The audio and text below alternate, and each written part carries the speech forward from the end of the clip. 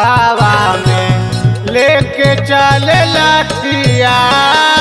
Power में रहे आहिर जातिया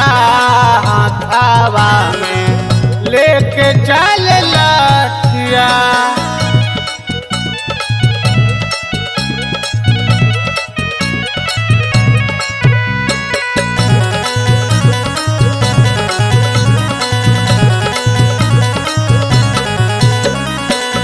हाथ से भाले चली गेलौ सिंहासन रे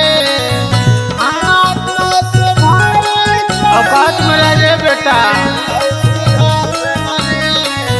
लेकिन नहीं गेलौ बेटा आहिरे के शासन रे आहिरे के शासन रे ओही रुतवा ओही बातिया हाथावा में लेके चले लाठिया आहिरे के शान हा गमाछिया हाथावा में लेके चले लाठिया।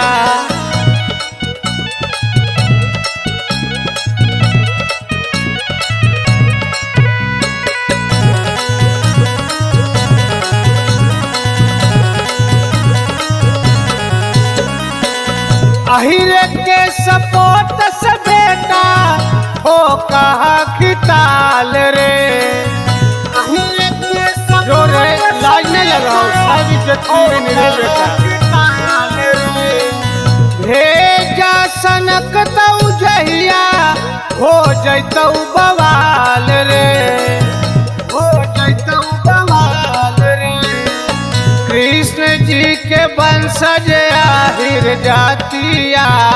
हाथावा में लेके चले लाठिया मुकेश लक्ष्मण अंजस के संघातिया हाथावा में